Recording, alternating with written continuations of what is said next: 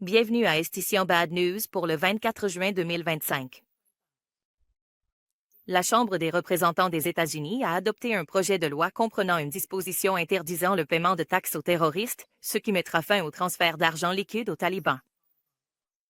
Timothy Burchett, vice-président du Comité des affaires étrangères de la Chambre des représentants des États-Unis, a annoncé l'adoption de ce projet de loi dans une publication sur ses réseaux sociaux officiels. Ce projet de loi, qui avait déjà été soumis au vote à la Chambre plus tôt ce mois-ci en 2023, exige que le département d'État américain élabore et mette en œuvre une stratégie pour empêcher le soutien financier et matériel de pays étrangers et d'organisations non gouvernementales aux talibans. La misère devrait rester un souvenir, car l'Afghanistan traverse actuellement les pires conditions économiques et sociales.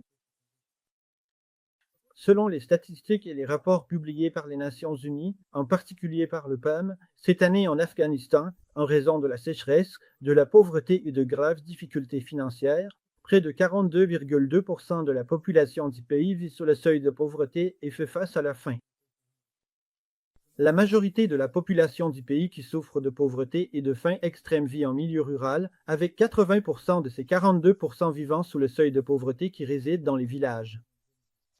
Ce problème constitue également un aspect majeur de la question fondamentale. Malgré cela, au milieu de ces conditions persistantes dans le pays, les États-Unis ont malheureusement interrompu en juin de cette année l'aide de 1,8 milliard de dollars qui était fournie à l'Afghanistan par l'entremise de l'USAID.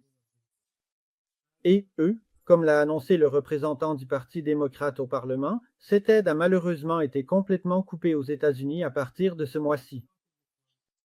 Ce problème entraîne également une augmentation de la pauvreté, des difficultés et des maladies en Afghanistan. Selon les rapports de l'OMS, près de 200 centres de santé en Afghanistan ont cessé leurs activités et dans la plupart des centres, les campagnes de vaccination pour les enfants ainsi que le traitement des maladies infantiles sont perturbées. De plus, une aide est fournie aux familles. Ceci constitue en soi un nouveau problème, malheureusement avec la suspension de l'aide des États-Unis et la fin de l'aide financière pour la population, la plupart des services de santé, qui étaient en grande partie soutenus par les Nations Unies, ont maintenant été considérablement affaiblis. Joyce Messia, secrétaire générale adjointe aux affaires humanitaires des Nations Unies, a déclaré lors d'une réunion du Conseil de sécurité de l'ONU que la population afghane fait face à des besoins humanitaires persistants et graves. Elle a souligné que des décennies de guerre, la pauvreté structurelle, les crises climatiques, les restrictions généralisées imposées aux femmes et aux filles, ainsi qu'une forte diminution du financement, ont rendu la situation encore plus critique. Selon Madame Messia, une personne sur 5 en Afghanistan souffre de la faim et environ 3,6 millions d'enfants sont privés d'école, dont 2,2 millions de filles de plus de 11 ans qui ne sont pas autorisées à étudier en raison des restrictions imposées par les talibans. D'après les statistiques officielles du ministère de l'Éducation des talibans, le groupe a établi 12 écoles religieuses djihadistes dans 6 provinces différentes de l'Afghanistan au cours des 3 derniers mois. Ces écoles ont été construites ou ont vu leur première pierre posée dans les provinces de Ghazni, Paktia, Kandahar, Badakhshan, Sarib et Panjshir.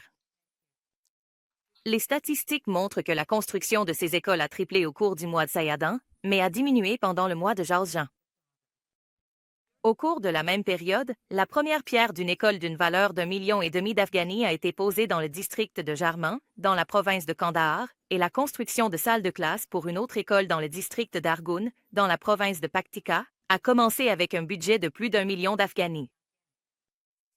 Des militants des droits de la personne avertissent que l'expansion de ce type d'école pourrait ouvrir la voie à l'individualisme en Afghanistan. Selon eux, les diplômés de ces écoles, en plus d'être portés à la violence, n'auront pas les compétences nécessaires pour intégrer le marché du travail et participer au développement du pays. De plus, il y a eu un détournement de biens publics, particulièrement dans le domaine de la vaccination des enfants, notamment contre la polio. Sur les 100 millions de dollars que les États-Unis avaient accordés en aide, près de 19 millions ont été détournés au sein du ministère de la Santé publique. Heureusement, les responsables ont été arrêtés et punis. Ce genre de détournement et l'utilisation abusive de biens publics, comme l'utilisation de véhicules gouvernementaux pour transporter des pèlerins lors d'événements privés ou pour leur propre domicile, est malheureusement l'un des problèmes présents dans le gouvernement actuel. Des sources locales de plusieurs provinces d'Afghanistan ont déclaré à Zahri Nawang Global Television que des membres du groupe taliban, après leur retour du pèlerinage du Hajj, ont utilisé des véhicules de type rangé et d'autres ressources gouvernementales pour transporter leurs membres de famille et leurs proches. Selon les rapports, ces actions ont été observées dans les provinces de Kandahar, Helmand, Paktia, Nangarhar, Khost et plusieurs autres provinces. Ces sources ont également ajouté que les talibans ont utilisé des fonds gouvernementaux pendant le pèlerinage du Hajj et que de nombreux responsables de ce groupe ont organisé des fêtes pour leurs invités après leur retour du Hajj en utilisant l'argent du gouvernement. De plus, il y a des rapports selon lesquels des membres de ce groupe ont aussi utilisé des véhicules gouvernementaux pour des mariages et d'autres occasions personnelles. Des sources affirment que la plupart des membres des talibans considèrent les véhicules laissés par l'ancien gouvernement afghan comme des butins de guerre et les utilisent à des fins personnelles. Depuis la chute de la République aux mains des talibans, des centaines de véhicules provenant des bureaux gouvernementaux ont soit été abandonnés et utilisés, soit sont maintenant utilisés par les combattants talibans. Malheureusement, depuis l'établissement du gouvernement intérimaire par les talibans jusqu'en 2025 environ, près de 23 000 nouvelles madrasas ont été construites, se concentrant uniquement sur l'éducation islamique et élémentaire, c'est-à-dire le suicide. Rien que dans les 3 dernières années, et surtout dans la seule année en cours, près de 20 000 nouvelles madrasas ont été créées, ce qui représente une augmentation importante en soi. Ils ont converti près de 1000 écoles en madrasas et ce processus est toujours en cours. Rien qu'à Kaboul, environ 500 nouvelles madrasas enseignant l'éducation au suicide et l'éducation élémentaire ont été créées. Ce sont parmi les exemples les plus marquants. Malheureusement, elles existent bel et bien. La discrimination ethnique, la discrimination raciale et la discrimination de genre sont d'autres problèmes majeurs. Elles existent au sein du gouvernement. En plus du fait que les filles et les jeunes femmes n'ont pas le droit d'aller à l'école au-delà de la 7e année, l'emploi des femmes dans la société a été interdit dans presque tous les secteurs social, culturel, économique, politique, gouvernemental et même dans les agences des Nations Unies. Il est interdit aux femmes de travailler. Et ça, en soi, c'est une grande tragédie. L'analphabétisme dans la société ne fait qu'augmenter et près de 7 à 8 millions de jeunes en Afghanistan ont été presque complètement privés d'éducation et d'apprentissage.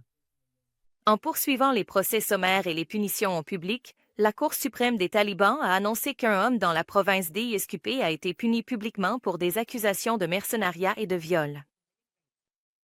Cet individu a reçu 20 coups de fouet devant les hommes du coin. Selon la déclaration publiée, en plus de la punition corporelle, cet homme a aussi été condamné à 5 mois de prison et a payé 5 000 Afghani pour les frais médicaux de la personne blessée.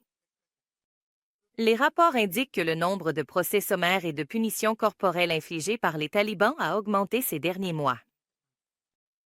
Ces pratiques se poursuivent malgré les critiques généralisées de la communauté internationale.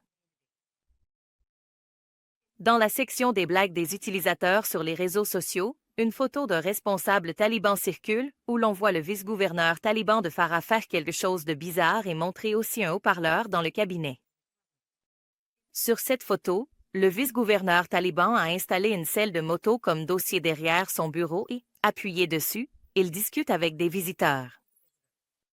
Fin d'une nouvelle.